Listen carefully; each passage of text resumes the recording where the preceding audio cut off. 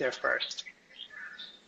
Good stuff, Vinu. All right, let's talk about the case that the internet loves.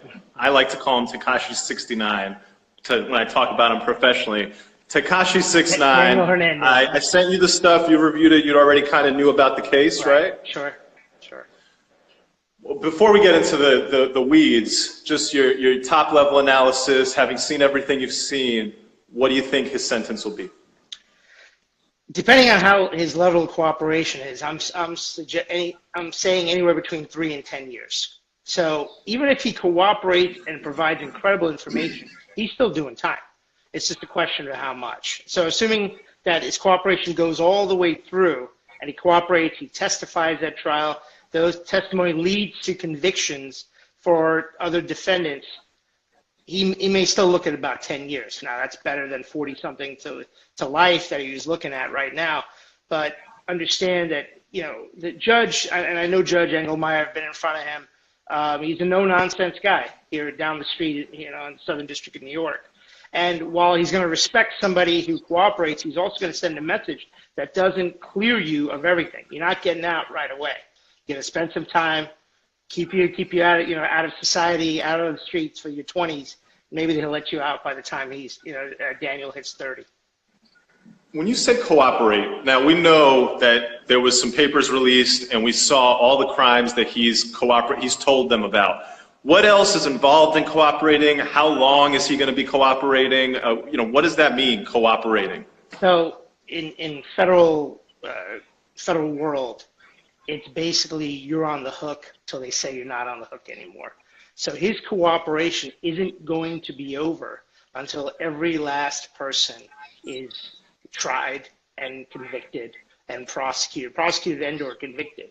So he could be sitting in jail for years waiting for all the cases to resolve against all these people. And the way cooperation works is that you've got to admit everything you've ever done in life.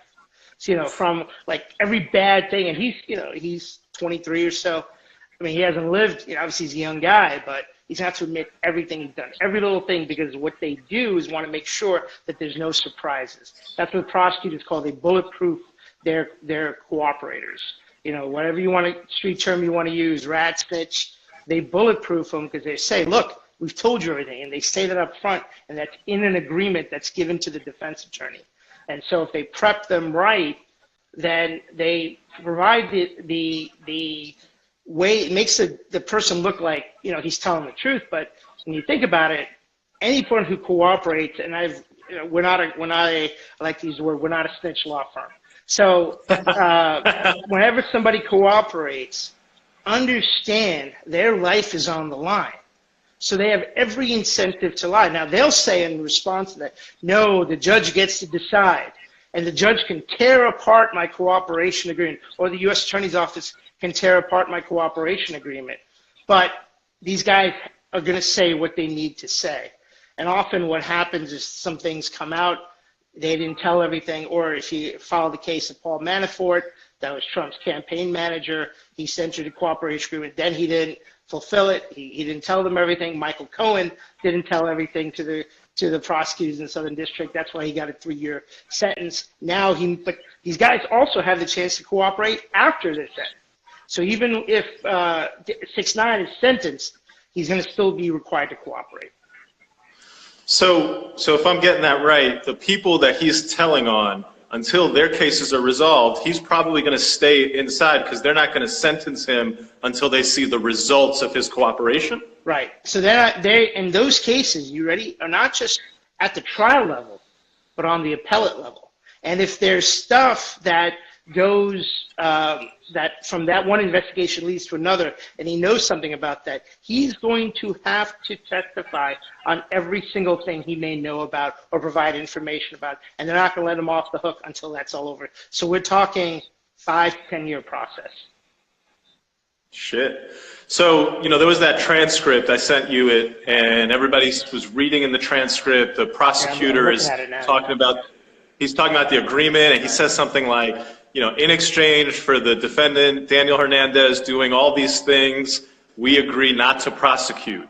And then he goes on and says, the terms of the deal, and that, they haven't made any promises and the judge will set a sentence. So can you help us square away those two statements? How does one guy in one breath say, agree not to prosecute, and then in the next breath talk about how he's going to get sentenced?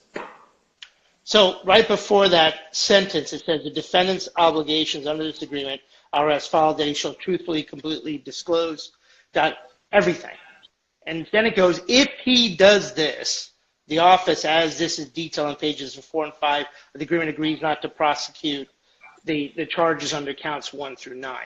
So in order to get to that point of getting some charges dismissed, he's got to provide all the information and then cooperate for eternity. He'll probably be cooperating until he's in his 30s. So he'd sit there until the cooperation is done. Yeah, he's not going to get out. Is there any case that you've ever heard of where someone pleads guilty to the 9 crimes that this guy pled guilty to, 47-year minimum? Is there a case in history where somebody has managed to get those 47 years down to like a year or two? Yeah, there are. There are. I mean, it really is going to depend. There are a lot of X factors here. So, a guy like, if you remember the case of John Gotti, Teflon Don, the big mobster king, Sammy the Bull Gravano testified against him. That was his hitman, who had personally killed a bunch of people. Eventually, Gravano got out. Did some time, and he got out. So whether it gets down to 1 or not, I mean, is that possible? Look, if the level of cooperation is so much that he takes down, let's say, another gang or anything along those lines, then, now you start weighing things, and the judge starts weighing things. The prosecution may or may not make a recommendation as to the total amount of years. They'll say, we believe he should get either X amount of years, or they'll just say, Judge, you're allowed to sentence him below the guideline, leaving that up to the judge. So if the prosecution actually says that, that's an indication to the judge that he can give this guy probation if he wants to. Wow. If the government says, leave it up to you, Judge. Wow. So a follow-up question on that. Would the prosecution, in the context of negotiating the plea bargain with the defendant, would they give him any indication of, hey, if you give us all this information, you could get a sentence that's down to, a year, 2 years, time served? They're not supposed to say that. Whether they did or they didn't, it really depends on the fish they want to fry. What they will say is that your cooperation could lead to a non-jail sentence. We make no promises. Understand that it's only the judge, and that's written in the plea agreement, in the cooperation. Only the judge can sentence you. However, if you cooperate truthfully, fully, then we will file a 5K motion, and then in this case, we'll also file what's called a 3553E motion to allow the judge to go below any mandatory minimum. And then, with your cooperation, then the defense attorney gets to argue what are called 3553A. So there's A and E under section 3553. All these things can help you. And they said, look, you do everything right. You may get out while you're still a young man, is what the government may say to him. But we can't make any promises to you. Right. So the sort of the rule is the government's not supposed to say that, but it's possible. You never know what the government may have told this particular defendant. Right. Well, they're going to memorialize, and this is an interesting thing, and this is one of the big problems with federal criminal practice, is I've always wondered, why don't they videotape these guys, right? When they go in and they start talking, why isn't it videotaped? Where are those notes, right? So the FBI agent takes down notes, or it's called a 302 in the FBI world, a DA6 for the DEA. These are designations, and they'll jot something down. They're often not taking notes.